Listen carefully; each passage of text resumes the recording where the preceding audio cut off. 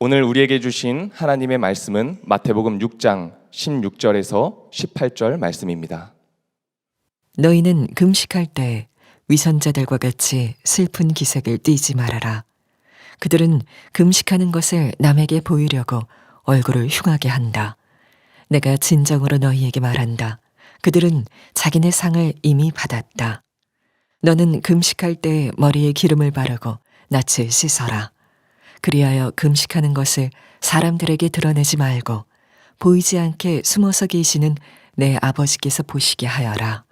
그리하면 남모르게 숨어서 보시는 내 아버지께서 너에게 갚아주실 것이다.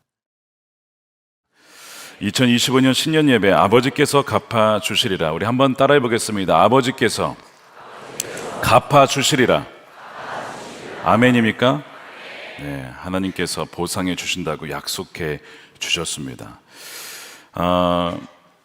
사실 저희가 새해를 맞이하는 것이 당연한 것이 아닌 것을 우리가 알아야 됩니다. 우리가 찬양에 나와 있는 것처럼 은혜라는 찬양, 우리의 모든 삶이 결코 당연히 오는 2025년이 아니라고 하는 것, 우리에게 주신 선물이고, 우리가 이 땅을 살아가고 있다는 것은 우리에게 주어진 사명이 남아 있기 때문이죠.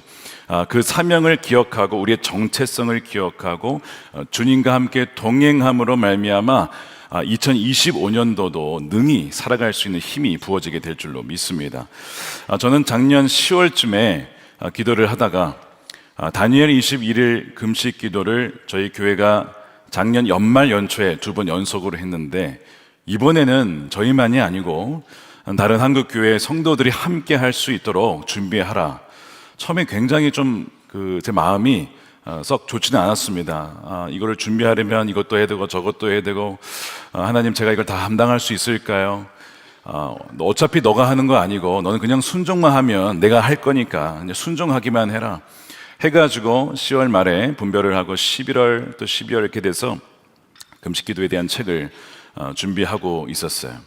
근데 12월 초부터 나라가 어지럽기 시작하고 혼동이 일어나고 혼란이 일어나고 사건 사고가 막 터지기 시작하는 거예요.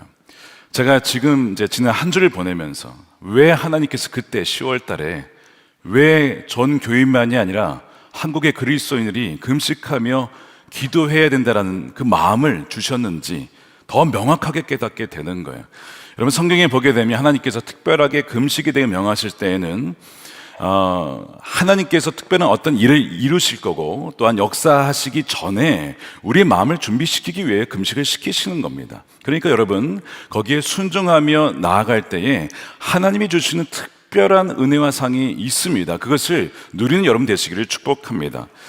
여러분, 새해가 되면은 그 아이들이 이제 세배를 하면 뭘 기대합니까? 벌써 얼마 받을지 이 세뱃돈 계산하고 있죠. 아이들이 그런 성향이 있습니다. 근데 여러분, 그거 아십니까? 하나님께서도 우리에게 새해가 되면 주실 상이 있다는 것을 여러분 믿으십니까?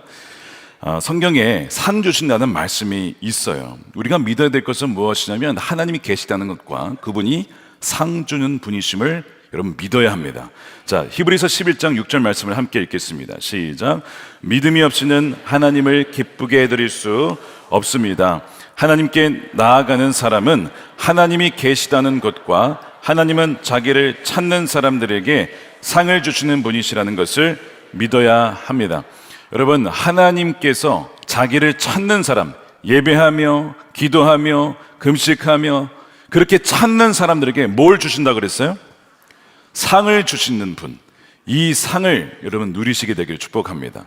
자, 오늘 이제 11에서 말씀이 이렇게 상 주신다고 말씀하셨는데, 저는 이 말씀을 오늘 준비하면서 새해가 되어서 하나님 어떤 말씀을 전해야 될까요? 내가 상을 주고자 하는데 상이 있다는 것도 모르고 내가 상을 주는 하나님인 줄 모르는 사람들이 너무 많으니까 오늘 이 말씀을 좀 전했으면 좋겠다. 사실 오늘 주제가 역시 금식입니다. 하나님, 금식 말씀 또 전하면 우리 성도님들이 이 목사님은 맨날 금식만 하나, 금식만 전하나 그러실 것 같은데 어떡하죠? 아니야, 여기에 어마어마한 상이 있어. 넌 반드시 전해야 된다. 너는 그냥 순종하기만 해. 굉장히 제가 부담이 됐지만 사실 여러분, 신년 예배 말씀에 금식이 웬 말입니까? 사실. 그런데 오늘 이 말씀을 하나님께서 주셔서 이 말씀을 저는 그냥 순종하는 마음으로 전하는데, 믿는 자에게 하나님이 갚아주신 은혜가 있을 줄로 믿습니다.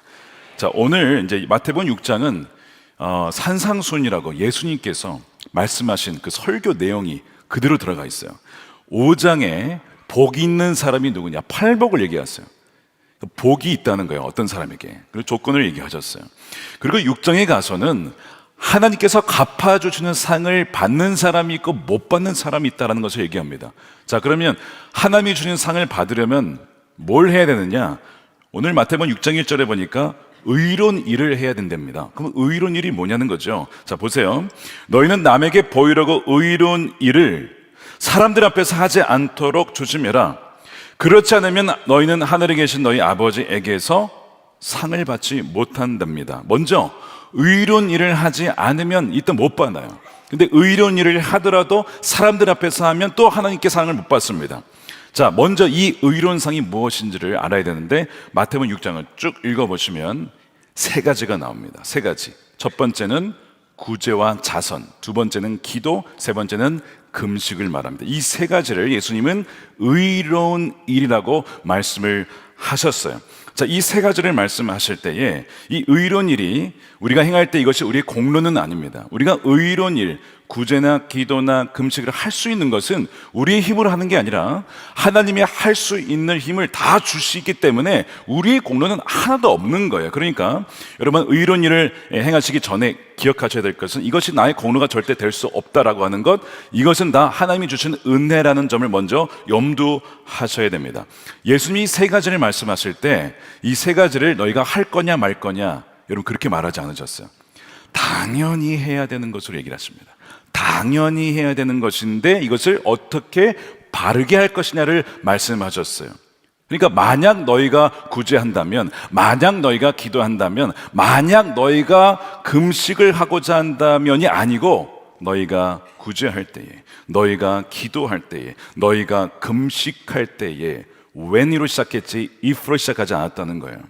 그러니까 당연히 이 세 가지를 믿는 하나님의 백성이라고 하면 이건 당연한 것이다. 이거는 의로운 일이고 마땅히 해야 되는 일이야 라고 말씀하시는데 왜 이 얘기를 강조하시느냐?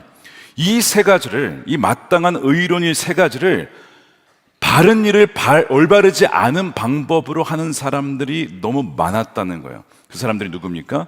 바리새인들입니다. 바리새인들은 구제를 잘했고요. 근데 사람들에게 보이려고 구제를 한 거예요. 두 번째, 기도를 사람들이 많은 앞에서 기도를 하는 거예요. 내가 이렇게 기도를 잘한다 보여주려고. 세 번째, 금식도 금식할 때 굉장히 초라하게 초췌하게 나 금식하고 있는 거 좀 알아봐줘, 이렇게 하면서 금식한 사람들이 바리새인이었어요. 의로운 일을 바르지 않은 방법으로 하고 있었기에 너희는 바리새인처럼 이 세 가지를 해서는 안 된다라고 말씀하시는 거예요. 어떤 사람들은 바리새인들이 이 세 가지를 하니까 나는 바리새인들이 싫으니까 이 세 가지 나는 하지 않을 거야 라고 하는 분들이 있어요. 여러분, 절대 그러서는 안 된다. 왜냐하면 이 세 가지에 대한 약속이 뭐예요? 하나님께서 갚아주시는, 하나님만이 주시는 상이 여기 어마어마하게 많기 때문에. 제가 왜 이 정도로 강조한지 아시겠습니까? 저희 좀 마음을 알아주셨으면 좋겠어요. 저는 이 세 가지로 인하여서 지금까지 받은 은혜가 어마어마하게 많아요. 저는 앞으로도 이것을 누리고 싶어요. 그리고 누릴 겁니다. 근데 저는 이것을 여러분들도 좀 많이 누렸으면 좋겠어요.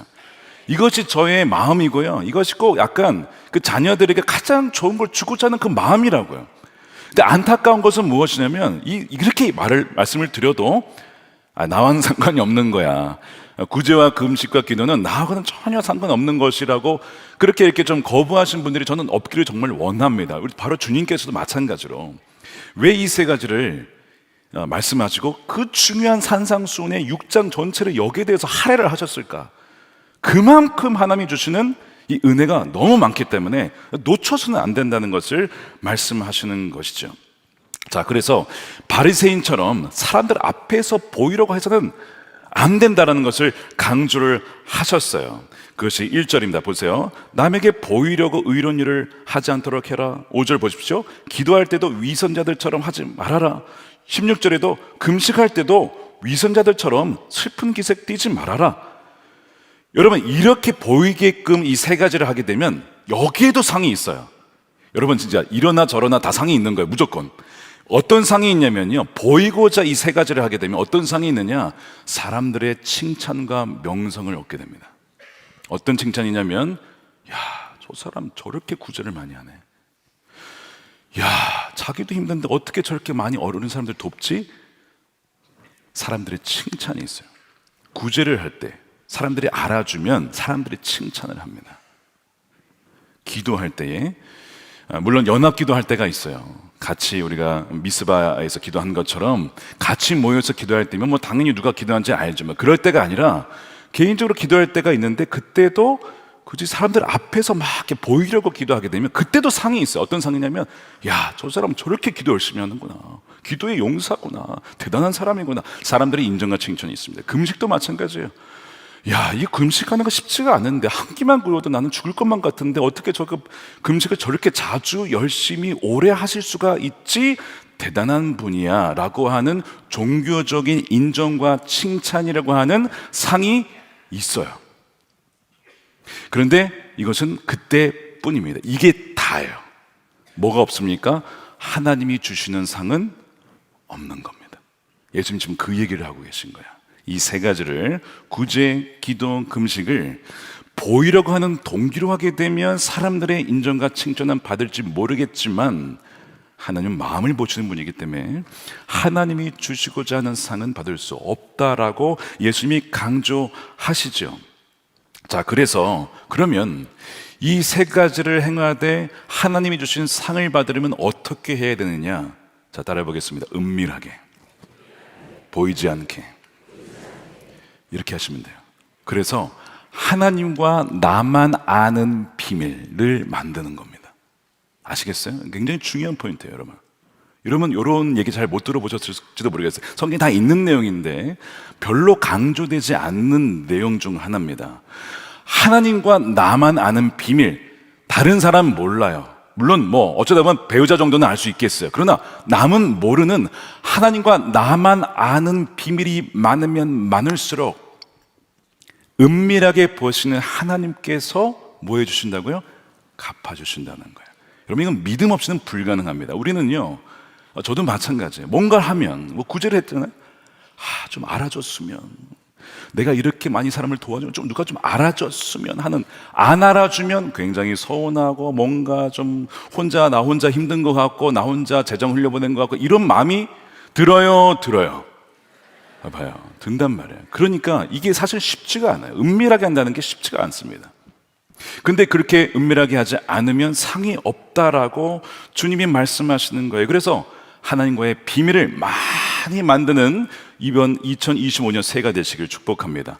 그러면 하나님께서 그것을 보시고 갚아주신다는 것이죠. 이 오늘 18절 말씀에 이렇게 되어 있어요. 자, 6장 18절에 남모르게 숨어서 보시는 내 아버지께서 너에게 갚아주신다. 영어로는 reward라고 해서 보상해 준다라는 표현이 있습니다. 이 갚아주신다, 보상이라는 표현이 약간 거래적인 표현으로 느껴지죠. 내가 이렇게 드렸으니까 는 나에게 이렇게 주셔야 돼. give and take로 느껴지는데 사실은 그런 건 아니고요. 그런 의미로 하신 건 아니고, 우리가 이렇게 은밀하게 구제하거나 기도하거나 특별히 금식할 때에 하나님께서 그 마음과 중심, 즉 금식은 하나님께 굶주려 있는 거잖아요. 하나님, 제가 음식도 물론 먹지만 저의 진정한 양식은 바로 하나님 말씀이고요, 바로 주님이 영원한 생명의 빵이라고 했으니 주님을 더 갈망합니다 라고 하는 그 마음을 하나님께서 보시고 우리에게 어떤 방식으로 응답해 주신다는 거예요. 근데 그것이 우리에게는 상으로 여겨진다는 것이죠. 여러분, 참 안타깝게도 오늘날 많은 그리스도인들이 놓치고 있는 부분이 바로 이 부분입니다. 하늘 아버지께서 갚아주시는 상과 은혜에 대해서 과연 우리는 얼마나 알고 있을까요? 사실 한 지난 1970년대, 80년대만 해도 한국교회는 이걸 잘 알고 있었습니다. 그래서 금식하며 기도하며 하나님께 나아가서 골방에, 여러분 기도원 가보셨습니까? 금식 기도원. 저기 파주에 제가 뭐 말씀을 드렸지만 무슨 기도원이 있어요. 저희가 집이 일산이었기 때문에 거기에 종종 갔는데, 가면 개인 기도굴이 있습니다. 들어가면 누가 있는지도 몰라요. 꼭 마치 무덤에 들어가 있는 것 같은 느낌으로 들어가 있는데 거기서 기도하는 분들이 곳곳에 있었어요. 곳곳에 거의 꽉 차들어 있었습니다. 지금은 어떤지는 모르겠어요. 근데 지금 한국 교회가 그 유산을 굉장히 많이 잃어버리고 있습니다. 동시에 뭐도 잃어버리는 거예요? 그러면 하나님이 갚아주시는 상도 잃어버린다는 뜻입니다. 자, 그래서 오늘 이 말씀에 그럼 하나님께서 은밀하게 기도하며 금식하는 자에게 그럼 뭘 갚아주신다는 거냐? 뭘 갚아주신다는 얘기가 없어요. 그 본문에 갚아주신다고 말만 했지 뭘 갚아줬다겠다는 말이 없죠. 성경 전반적으로 보면 하나님께서 주시는 갚아주신 것이 되게 많아요. 제가 이걸 정말 다 말씀드리고 싶은데 그러면 이제 오늘 시간이 안 되니까 3가지만 말씀을 드릴게요. 중요한 거 3가지. 자, 아버지께서 갚아주신 상 첫 번째, 은밀히 금식하는 자를 변화시켜 주시는 상을 주십니다. 여러분, 금식은요, 오해하지 마십시오. 금식은 하나님을 변화시키지 못합니다. 하나님은 어제나 오늘이나 내일이나 동일하신 분이에요. 금식으로 하나님 변하게 해달라. 하나님은 안 변하세요. 하나님은 동일하신 분이에요. 우리가 금식하기 전이나 후나 하나님은 똑같아요. 하나님은. 그런데 금식을 하게 되면 누가 변합니까? 금식하는 사람, 금식 기도하는 그 사람이 점점 변화됩니다. 누구로 변화되냐면 점점 더 주님의 모습으로 형상으로 닮아가요. 왜냐하면 그것은 성령의 역사 때문에 그래요. 성령에 민감해집니다. 성령의 음성에 반응하게 됩니다. 그것이 바로 이 금식하는 사람에게 주는 하나님의 상이에요. 그래서 금식은 하나님을 준비시키는 것이 아니라 금식하는 그 사람을 준비시키고 변화시킨다는 거예요. 여러분, 금식을 해보시면 그냥 굶는 금식 말고 여러분, 금식에도 유익이 있습니다. 금식을 하게 되면 일단 살이 빠져요. 그 다음에 혈압이 떨어지고 콜레스테롤이 떨어집니다. 중성지방 떨어지고 많은 진짜 고혈압과 어떤 성인병들이 대부분이 진짜예요. 금식을 통해서 간헐적 단식을 통해서 얻는 신체적 유익이 어마어마합니다. 그런데 그것만이 아니라 이 금식을 하게 되면 우리의 육신의 소욕이 줄어들어요. 사실 제가 이제 첫 번째 책을 썼는데 영혼을 죽이는 그 싸움, 거기에 이제 책을 보게 되면 영혼의 싸움을 보게 되면 7가지 조약이 나오는데 거기에 탐식을 제가 다루지 않았어요. 금식 때 다루려고 따로 빼놨는데 사실은 탐식을 정복하지 못하면요 나머지 죄에 이기지 못합니다. 왜냐하면 모든 것의 시작이 이 탐식을 이기지 못하는 정욕, 이 먹는 것에서 통제하지 못할 때 이것이 정욕이 되고 이것이 탐욕이 되고 이것이 허영이 되고 이것이 시기가 되고 이것이 교만이 되고 그 모든 죄악이 쫙 뻗어나와요. 그래서 먼저 육신의 수욕을 이기기 위하여 끼어있는 사람들은 때때로 금식하며 수도사들도 금식하며 자신의 육신을 먼저 제어하고 성령이 나를 온전히 사로잡을 수 있도록 그렇게 수행을 하며 훈련을 했던 것이죠. 자, 이에 대한 좋은 예가 누가복음 2장 안나 선지자입니다. 그녀가 일찍이 과부가 되었는데 성전에 가서 주야로 밤낮으로 금식하며 기도를 해요. 누가복음 2장 37절입니다. 과부가 되어 84살이 되도록 성전을 떠나지 않고 밤낮으로 금식과 기도로 하나님을 섬겨왔다는 거예요. 사람들의 인정을 구하는 게 아닙니다. 뭐 그분이 거기 있는지 사람들 대부분 몰라요. 근데 오직 하나님만 의지하면서 이 예루살렘과 이스라엘에 하나님의 위로와 구원이 임하도록 하나님께만 나아가서 기도했던 사람이 이 안나 선지자였습니다. 그런데 무슨 일이 벌어졌냐면 그렇게 기도하는 가운데 하나님께서 뭘 갚아주셨냐면 이 안나 선지자가 영적으로 더 민감하여서 하나님의 행하시는 일을 알아차릴 수 있도록 하나님께서 변화시켜 주십니다. 그 증거가 무엇이냐면 여러분, 성전에는요 아주 주기적으로 그냥 아기들이 할례 받으러 계속 옵니다. 부모가 아기를 데리고 오는 것이 바로 성전이에요. 그러니까 굉장히 아기들이 왔다 갔다 하는데 그 수많은 아기들 중에서 어느 날 우리 하나님의 아들 구원자가 아기 예수로 오셨다는 것을 알아차리고 요셉과 마리아가 아기를 안고 있을 때 그분들이 안나에게 간 게 아니고 안나가 그들에게 갑니다. 알아본 거예요. 자, 그것이 38절입니다. 바로 이때 그녀가 다가가서 coming to them 이라고 영어되어 있거든요. 하나님께 감사를 드리죠. 하나님, 우리가 그토록 기다려왔던 메시아를 보내주셔서 감사합니다. 예루살렘의 구원을 기다리는 모든 사람에게 이 아기에 대해 말하였다. 그 당시에 여러분 이제 성경 얘기 잘 아시겠지만 예수님을 보고도 예수님이 오셨지만 보고도 안 믿는 사람들이 대다수였고요. 예수님을 보고도 야, 그거 뭐 나사렛의 시골에서 온 사람 아니야? 그게 무슨 뭐 선한 것이 나을 수 있겠어? 이게 대부분의 반응이었습니다. 고향에서 인정을 받지 못했죠. 믿지 않으므로 어떤 기적도 행할 수가 없었습니다. 사람들이 그를 조롱했고 비판했고, 심지어 바리새인과 제사장과 대제사장들도 마찬가지로 예수님을 심지어 죽이고자 했고요. 많은 사람들이 그를 십자가에 못 박아 죽이라고 했던 것이 그 당시의 세대, 문화, 영적인 상태였습니다. 그런데 그런 때에 아직 아기였을 때의 그 예수님을 보고 메시아다라고 알아볼 수 있었던 것은 어떻게 가능했을까? 하나님의 특별한 은혜이면서 동시에 금식하며 기도하며 성령에 민감하게 반응하였기 때문에 바로 이 아기가 너희가 기다려왔던 그 메시아다, 예수다 라고 알려주었던 거예요.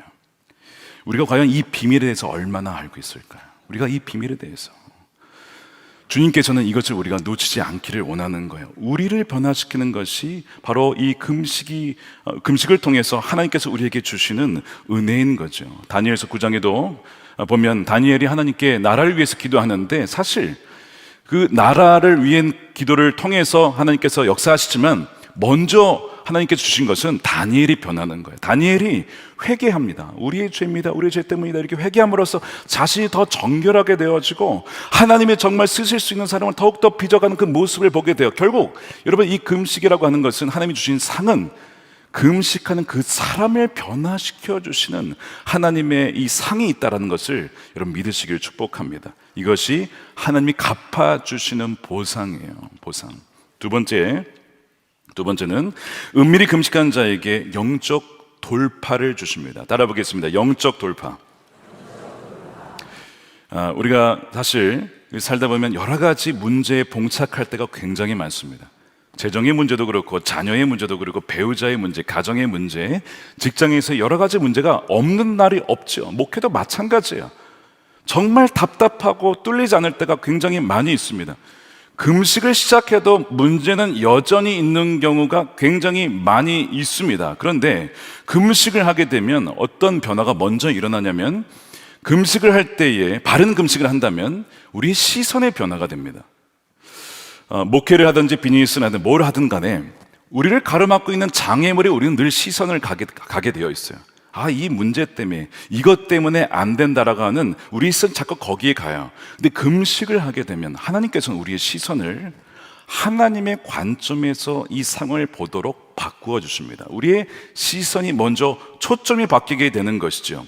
계속해서 문제와 어려움과 아픔들에 집중을 하다가 금식하는 가운데 주님께 나아가면서 말씀을 통해 집중하게 되면 하나님께서 이 모든 상황들 능히 이길 수 있는 그 힘과 은혜를 주시는 여호와 하나님인 것을 그 믿음을 부어주시게 되는 거예요. 그러면서 기쁨과 능력의 원천 대신 주님께 더 나아감으로써 힘을 얻게 되는 것이죠. 그래서 이 은밀한 금식은 우리의 잘못된 시선으로부터 벗어나 정말 우리가 집중해야 될 하나님께로 초점을 옮기게 도와주는 것이 바로 뭐라고요? 바로 이 금식의 유익입니다. 그래서 우리가 이것을 이렇게 부를 수가 있어요. 거룩한 이탈이 필요하다. 거룩한 이탈. 거룩한 이탈이라고 왜 부르냐면 봐야 할 것을 보지 못하고 보지 말아야 될 것을 보는 우리의 이 상황 속에서 거룩한 이탈을 통해서 문제를 바라볼 것이 아니라 문제의 해결의 근원 되시는 하나님을 바라보도록 하기 때문에 우리의 삶에는 거룩한 이탈이 굉장히 많아야 된다는 거예요. 근데 그것을 도와주는 것이 뭐라고요? 여러분, 은밀한 금식 기도라고 하는 거예요. 여러분, 이제 미디어 금식을 같이 병행하시면 너무 좋고요. 만일 신체적 어떤 이 금식을 못 하시는 분들은 미디어 금식이라도 한번 해보시기 바랍니다. 여러분, 미디어가 우리에게 주는 유익이 굉장히 많지만 동시에 미디어 때문에 우리의 영혼이 굉장히 혼란스러워지고요, 슬퍼지고요, 우울해지고요, 침체됩니다. 내가 요즘에 왜 이렇게 침체되어 있을까? 내가 왜 이렇게 우울할까? 가만 생각해 보면요, 여러분, 이유가 있습니다.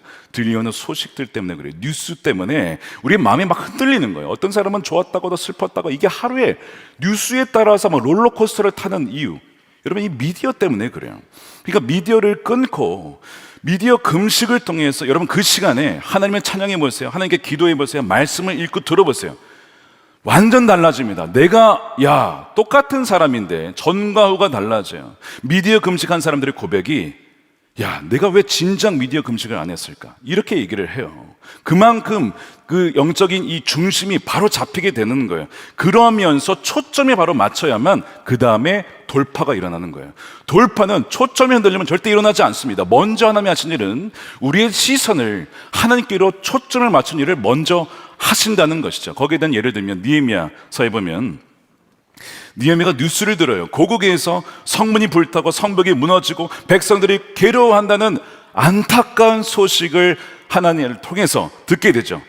그래서 하나님을 통해서 들었는데 마음이 너무 힘든 거예요. 여러분 뉴스를 들으면 짓눌립니다. 그래서 느헤미야도 슬퍼하며 울며 며칠을 그렇게 있었어요. 그러나 우리가 그런 슬픈 소식을 들었을 때에 같이 애도하고 울고 너무나 중요한 부분이지만 거기에 머물러 있어서는 안 된다는 거예요.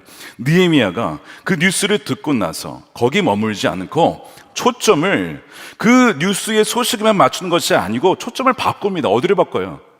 하나님께 바꿉니다. 어떻게요? 금식과 기도로 바꾸는 거예요. 그것이 느헤미야 1장 4절이에요. 이 말을 듣고 뉴스를 들었어요. 나는 주저앉아 울었다. 어떻게 이런 일이 벌어질 수 있느냐? 아직도 그럴 수 있느냐? 슬픔에 잠겨 있었는데 그러면서 며칠 동안 금식하면서 그의 초점을 어디로 바꿉니까? 하나님께로 드리는 거예요. 하늘의 하나님께 기도하여 아뢰었다. 그러면서 주 하늘의 하나님이라고 하죠. 여러분 주가 괜히 들어간 게 아니에요. 여호와 하나님이거든요. 우리의 모든 역사를 주고 나시는 주 하나님, 위대하고 두려우신 하나님, 위대하신 하나님이십니다. 주님을 사랑하는 이들과 세운 언약, 계명을 지키는 이들과 세운 언약을 지키고 은혜를 베푸시는 그 하나님께 뭐 하는 겁니까? 초점을 맞추는 거예요. 여러분들의 지금 시선과 초점은 어디에 있습니까? 뉴스에 가 있습니까? 상황에 있습니까? 여러분들 문제에 있습니까? 건강의 문제, 재정의 문제, 비즈니스의 문제, 거기에 가 있지는 않습니까? 여러분 그때에 우리 시선을 주 하나님께 돌리는 여러분 되시길 축복합니다.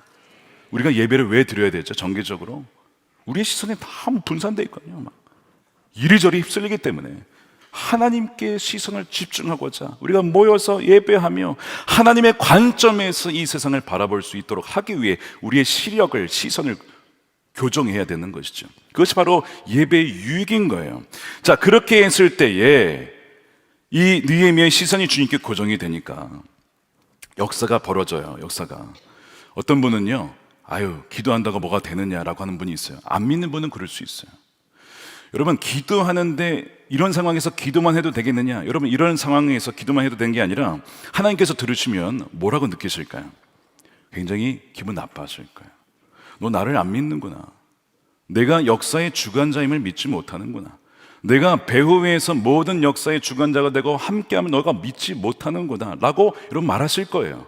그러니까 여러분 어려운 상황일수록 진정한 금식과 기도로 하나님께 나아가서 기도할 때 하나님이 움직이시는데, 하나님 보세요. 오늘 느헤미야 그가 기도했을 때 어떤 일이 벌어졌냐면요, 어느 날 아닥사스다 왕이 너 얼굴이 이렇게 어둡냐라고 물어봐요. 사실 나라 일 때문에 그렇습니다. 그러냐? 그러면서 물어보는 게, 그럼 너가 바라는 게 뭐냐라고 물어요. 왕이 물었어요. 느헤미야 2장 4절이죠. 너가 바라는 것이 뭐냐? 왕께서 나에게 물으셨길래 그 순간에 느헤미야가 어떻게 합니까? 다시 그 순간에도 하늘의 하나님께 기도를 드립니다. 자, 느헤미야는 지금 왕 앞에 있는데 그의 마음은 어디에 있습니까? 초점은 어디에 있어요? 하나님께 있다니까요. 왕이시여, 우리 나라가 너무 힘들다, 좀 도와주세요. 좀 우리 나라에 좀 간섭해 주세요. 이게 아니고 먼저 그 왕 앞에서도 초점은 여전히 왕이 아니라 하늘의 하나님, 왕에게 초점이 맞춰져 있다고요. 그러면서 왕의 물음에 대답을 하죠. 이러이러한 일이 있어야 되는데. 그랬더니 그러냐, 며칠이 필요한데 뭐가 필요한 거야? 총독으로 보내면서 그에게 필요한 모든 것을 이 왕을 통해서 하나님이 응답해 주십니다. 그래서 예루살렘의 총독으로 가요. 자기가 추구한 것도 아니었어요. 근데 총독의 자리를 주셔서 일을 할 수 있도록 해주고, 그 다음에 필요한 모든 것들을 붙여주십니다. 사람도 붙여주시고 재정도 붙여주시고 필요한 재료도 붙여주시고. 방해가 굉장히 많았죠. 산발라, 도비야, 어떻게 해서 성벽 짓지 못하게. 방해가 너무나 많았지만 며칠 만에 성벽을 재건합니까? 52일 만에 예루살렘에 무너졌던 성벽이 재건이 되는 거예요. 여러분, 이 일이 어떻게 시작됐다고요? 금식하며 기도하며 하나님께 초점을 맞췄을 때 그렇게 답답했던 일들이 돌파가 이루어지는 역사가 일어났습니다. 여러분들의 삶 가운데, 가정에, 또 이 나라 가운데 영적인 돌파가 일어나게 되기를 축복합니다. 여러분, 에스더서 잘 알잖아요. 하만이 음모를 깨고 유대인들을 다 몰살시키려고 그냥 막 법령을 막 만들어서 막 자기 마음대로 막 바꾸죠. 사람들 다 죽이려고. 야, 이러다가 유대인들 다 죽겠네. 그때 에스더가 요청한 것이, 우리 함께 기도합시다. 그냥 기도할 것이 아니라 금식합시다. 저도 죽으면 죽으리다 라고 하고 왕에 나가게 있으니 나를 위해서 기도해 주십시오 라고 그렇게 나아가요. 바뀔 것 같지 않았어요. 그런데 어느 날 왕이 잠이 오지 않고 궁중의 기록을 읽다가 모르드게가 한 일을 발견하게 되고, 알고 봤더니 이 하만이, 나쁜 놈이 하만이, 그래서 하만이 계략이 드러나죠. 음모가 드러납니다. 빛 가운데 반드시 진리는 드러나게 되어 있습니다. 믿으십니까? 여러분, 숨길 수 있는 게 없다고요. 빛 가운데 반드시 드러나게 되어 있어요. 음모가 드러나고, 하만이 자기가 유대인들 죽이려고 했던 그 장대, 모르드게 죽이려고 했던 그 장대, 누가 죽어요? 하만이 죽는 겁니다. 하만이. 우리가 하나님을 진정 경외하며 신뢰할 때 공의의 하나님께서 어둠을 밝히시고 진리를 드러내시고 진정한 수술을 행하실 줄로 믿습니다. 29세 한 청년이, 오직 하나님께만 초점을 맞춘 한 청년이 있었어요. 미국에 살았던 분인데, 이 29세 청년으로 인해서 영향받은 사람이 되게 많아요. 저도 이분에게 굉장히 많은 영향을 받았거든요. 제가 기도한 금식의 유익을 누린 것도 사실 이 부분에 많은 빚을 졌습니다. 이분에게 영향을 주는 사람이 누구냐면 조나단 에드워즈, 1차 대각성 운동의 주역이죠. 윌리엄 캐리, 현대 선교사, 선구자죠. 헨리 마틴, 맥체인 성경 읽기를 중요한 로버트 맥체인, 그 다음에 짐 엘리엇, 에콰도르의 선교사, 이 모든 사람들이 다 이 29세 청년에게 영향을 받았어요. 여러분, 29세 이 청년 누군지 아십니까? 미국의 인디언 선교사였던 데이비드 브레이너드라고 하는 분입니다. 근데 이분의 삶과 그 역사가 기록이 됐어요. 데이비드 브레이너드 일기라고. 이거를 조나단 에드워즈가 정리를 합니다. 그걸 출간을 했어요. 이 사실은 아까 말씀드렸던 이 모든 분들이 굵직굵직한 분들이에요. 하나님 나라 역사에 굉장히 귀하게 쓰임받은 사람인데, 이 사람들에게 영향을 정도로 그 강력한 그 영적 에너지와 힘은 어디서 왔을까?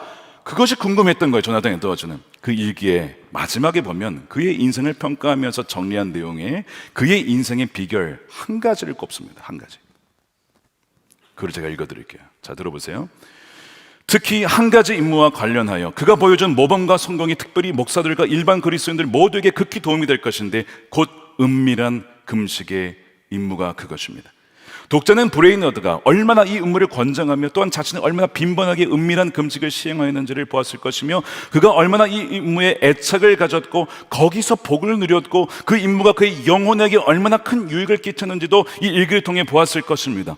그가 은밀한 금식과 기도로 많은 날을 보냈고 그의 일기에 그 내용을 기록하고 있지만, 그렇게 은밀하게 금식하며 기도한 후에 얼마 지나지 않아서 하나님의 성령의 특별하신 역사와 위로 가운데 눈에 띄는 성공과 놀라운 축복이 뒤따라 나타나지 않은 경우가 한 번도 없었고, 그날이 지나가기 전에 그런 역사가 나타난 경우가 태반이었습니다. 비결이 뭐였다고요? 은밀한 금식이었어요. 기도. 은밀하게 금식하며 기도했던 것을 하나님이 갚아주신 거라니까요. 그 내용이 그 일기에 다 써있어요. 제가 이거를 2007년에 처음 읽었거든요. 데이비드 브레이너드 일기에 제가 얼마나 감명을 받았는지. 하나님, 저도 이렇게 쓰임받고 싶습니다. 하나님, 저도 주님과 날마다 친밀하게 동행하고 싶습니다. 그랬을 때 그 동행의 비결이 무엇이냐? 은밀한 기도와 금식이었다는 거예요. 그걸 통해서 사단의 권세가 무너지고, 여러분, 견고한 진이 있어요. 여러분, 가정 안에 어떤 복음을 전하려고 하면 그 사람 안에 진이 있어. 막 꿈쩍도 안 해. 견고한 진이 어떻게 무너지느냐? 오로지 기도와 금식 외에는 이런 유가 나갈 수 없느니라 예수님께서 말씀하셨잖아요. 기도와 금식 외에는 안 된다니까요. 그래서 그거를 통해 견고한 진이 파괴되어지고 묶여있던 영혼들이 풀려지게 되는 것이고 주님께로 돌아오게 될 줄로 믿습니다. 근데 여러분, 은밀한 기도와 금식을 왜 안 합니까? 여러분, 이거를요, 누가 알게 되면 가장 싫어할 자가 누구예요? 사탄입니다. 그래서 오늘날 이 은밀한 금식의 비밀을 감추는 거야. 절대 하지 못하도록. 이거 터지면 끝장나. 사단의 나라 다 망해. 건들지 못하게 하는 거예요. 거부감 갖게 합니다. 금식에 대해서. 나 금식 못해. 거부감을 갖게 함으로써 속이는 거예요. 마귀가 하는 것은 늘 속이는 거예요. 여러분, 이 말씀을 꼭 기억하시고 올해 그렇게 자주 매일 하라는 것도 아니에요. 사실 우리 웨슬리안들은 일주일에 2번 금식했습니다. 수요일과 금요일. 수요일은 가룟 유다에게 배신을 당했던 그 날을 기억하고, 금요일은 예수님이 십자가에 못 박혔다는 날을 기억하면서 금식을 했어요. 여러분, 그것을 통해서 금식의 유익을 누린 여러분 되시길 축복합니다. 돌파가 일어나는 영적 돌파. 자, 세 번째 마지막입니다. 은밀히 금식하는 자에게 하나님을 주신다. 자, 따라하게 보겠습니다. 은밀히 금식하는 자에게 하나님을 주신다. 여러분, 아브라함 기억나시죠? 아브라함이 말씀을 듣고 아비 본토 친척을 떠나서 그저 떠났어요. 전혀 모르는 가나안 땅으로 갔어요. 이방인 땅에서 살아가는데 아들 주시겠다 했는데 아들도 안 주세요. 롯이 같이 따라 나왔다가 소돔과 고모라를 떠났어요. 굉장히 외롭죠. 약속도 아직 안 이루어졌죠. 그런 상황 속에서 하나님이 이 아브라함이 가는 곳마다 예배를 드리고는 제단을 쌓고 예배하며 하나님께서 아브라함을 위로하시면서 주신 약속의 말씀이 있었어요. 그것이 창세기 15장 1절입니다. 우리 함께 읽겠습니다. 시작. 이후에 여호와의 말씀이 환상 중에 아브라함에게 임하여 이르시되 아브라함아 두려워하지 말아라. 나는 너의 방패여 너의 지극히 큰 상급이니라. 아멘입니까? 하나님이 우리의 방패고 상급이 되신다는 거예요. 그래서 우리가 정말 하나님 은밀하게 모시는 하나님 앞에 기도하며 금식할 때 하나님께서 우리의 삶을 다 아시잖아요. 방패가 되어주시고 상급이 되어주신다는 거예요. 여러분, 이게 무엇인지 잠깐 말씀을 드릴게요. 지난주 한 주 특별히 우리는 금식하는 기간을 가졌습니다. 저도 마찬가지였어요. 지난 특별히 금요일에 하나님께서 더 기도하라고 하는 마음을 강하게 해주셔서 그날은 정말 하루를 따로 떼어서 그렇게 시간을 주님과 함께 보냈습니다. 그냥 성령께서 이렇게 마음을 주실 때는 여러분 순종하셔야 되거든요. 그래서 저는 뭔지는 모르겠지만 순종을 했어요. 그날 야탑에서 불이 났어요. 빌딩에서. 거기에 우리 장로님 병원이 있었어요. 대피를 했는데 사람들이 대피하지 못한 사람이 있었다는 소식이 들려오고 막 그랬었거든요. 나중에 보니까 다친 사람 없이 다 빠져나오긴 했어요. 제가 그 소식을 들으면서 하나님께서 그래서 금식을 시키셨구나 하는 것을 알았어요. 왜요? 하나님이 우리의 방패가 되시니까 먼저 금식하며 기도를 시키신 거예요. 두 번째, 미국에서 저랑 잘 아는 분이 그날 또 전화가 왔어요. 연락이 왔어요. 저희 사고가 났어요. 무슨 사고였더니 교통사고가 났대요. 뒤에서 차가 들이받은 거야. 그런데 감사하게도 다친 사람은 없어요. 차는 약간 찌그러지긴 했어요. 제가 그 소식을 들으면서 그래서 기도를 시키신 거구나. 여러분, 마음에 금식해야 된다는 마음이 들면요, 여러분, 그건 성령이 주신 마음이에요. 순종하시면 하나님이 여러분의 보상이 되고 하나님이 여러분의 방패가 되어 주신다는 거예요. 그 근거가 어디 나오냐면 에스라서에 나옵니다. 8장에 보면 에스라가 이제 포로 귀환을 하러 인도를 하는데 가기 전에 하나님께서 금식의 마음을 주십니다. 에스라에게. 하나님께서 우리에게 금식하라는 마음을 주시는데 왜인지는 모르겠지만 우리가 순종합시다. 그래서 금식을 해요. 그래서 돌아가는데 귀국길이죠. 귀국길에 어떤 일이 벌어졌는지 아십니까? 매복하던 이들이 있었어요. 매복. 그래서 에스라서 8장에 보게 되면 뭐라고 되어 있냐면 31절에 가는 길에 매복한 자들의 습격을 받기도 하였지만 하나님이 우리를 잘 보살펴 주셔서 그들의 손에서 벗어날 수 있었습니다. 할렐루야. 에스라는 왜 금식해야 하는지는 몰랐지만 금식을 하고 나서 보니 매복을 하려고 기다리는 것을 누구는 알고 있었어요? 하나님은 알고 있었다니까. 그러니까 너희가 금식할 때 내가 너의 상급이야, 내가 너의 방패야, 그리고 금식을 시키신 거예요. 여러분, 성경에 이런 사례들이 무수하게 많아요. 사랑하는 여러분, 우리가 새해에 하나님께서 주시는 이 세 가지 의미 중에 구조와 기도와 금식 중에 특별히 우리가 잃어버리고 있는 것이 이 은밀한 금식입니다. 하나님께서 아버지께서 갚아주신다고 했잖아요.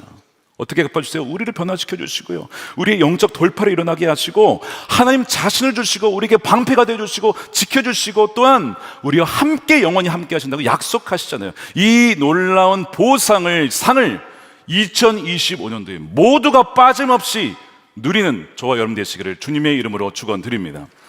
우리 함께 성찬 받도록 하겠습니다. 여러분, 성찬 은혜의 수단 5개 중에 세 번째입니다. 기도, 말씀, 성찬, 금식, 그 다음에 소그룹. 세 번째가 성만찬이에요. 왜 이것이 은혜의 수단입니까? 주님이 우리가 함께 하신다고 약속하신 거잖아요.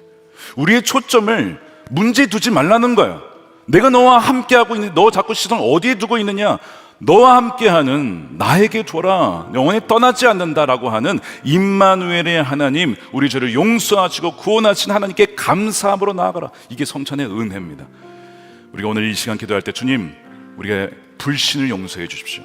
하나님이 살아계심에도 불구하고 그렇게 슬퍼하며 좌절하며 이리저리 방황했던, 마치 하나님이 안 계신 것처럼 살았던 지난 날을 용서해 주시고 세상 끝날까지 항상 너희와 함께 하리라라고 약속하신 주의 은혜에 힘입어서 2025년도 승리할 수 있도록 인도하여 주옵소서. 우리 함께 동성으로 기도하겠습니다.